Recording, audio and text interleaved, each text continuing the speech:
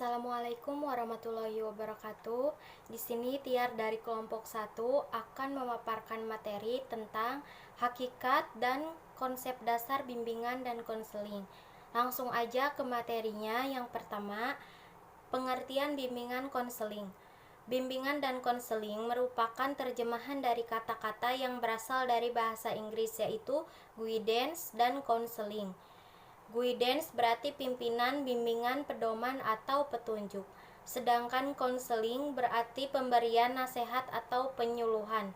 Secara etimologis, kata bimbingan merupakan terjemahan dari kata guidance, berasal dari kata kerja to guide, yang mempunyai arti menunjukkan, membimbing, menuntun, ataupun membantu.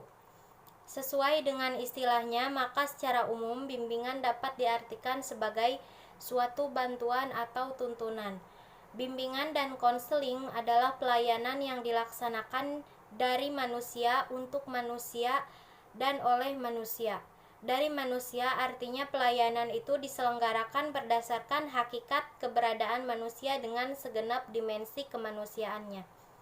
Yang kedua, pengertian bimbingan dan konseling menurut para ahli. Yang pertama, dari Serger dan Stone tahun 1971. Menurutnya, bimbingan merupakan suatu proses pemberian bantuan kepada individu agar mampu memahami diri dan lingkungannya. Yang kedua, dari Kartadinata tahun 1998, mengartikan bimbingan sebagai suatu proses membantu individu untuk mencapai perkembangan optimal.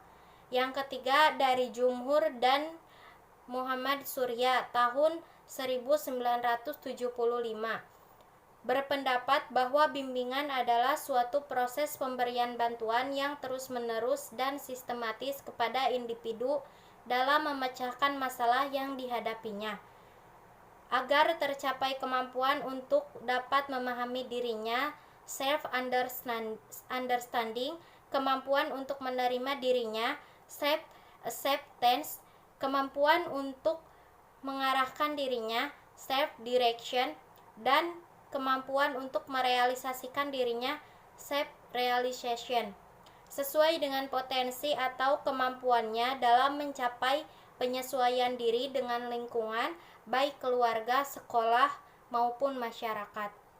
Mungkin materi itu saja yang dapat Tiar sampaikan, dan dilanjutkan untuk pemaparan materi selanjutnya oleh Saudara Nopia Rahmawati.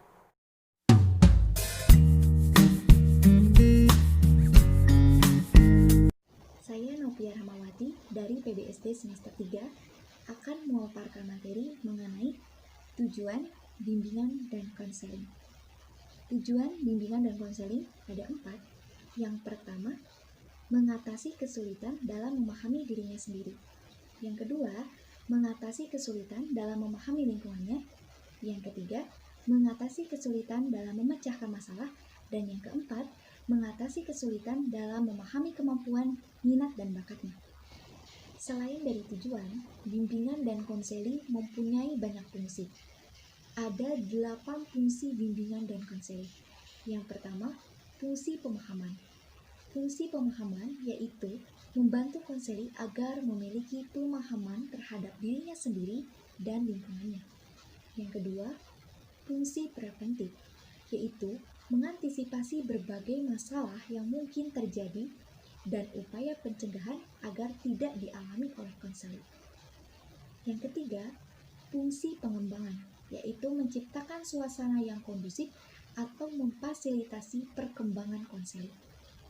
Yang kelima, fungsi penyembuhan. Fungsi penyembuhan yaitu memberi bantuan kepada konseling yang telah mengalami masalah. Selanjutnya, fungsi penyaluran. Fungsi penyaluran yaitu membantu menyesuaikan diri dengan lingkungannya dan dirinya sendiri. Selanjutnya, fungsi perbaikan. Fungsi perbaikan yaitu memperbaiki kekeliruan dalam berpikir, berperasaan, dan berkehendak. Yang selanjutnya, fungsi fasilitasi yaitu memberikan kemudahan kepada konseling untuk mencapai pertumbuhan dan perkembangan yang optimal. Dan yang terakhir, fungsi pemeliharaan. Fungsi pemeliharaan yaitu membantu konseli supaya dapat menjaga diri dan mempertahankan situasi kondusif pada dirinya. Sekian yang dapat kami sampaikan dari kelompok 1. Mohon maaf apabila terdapat kesalahan dan kekeliruan dalam menyampaikan materinya. Terima kasih atas perhatiannya.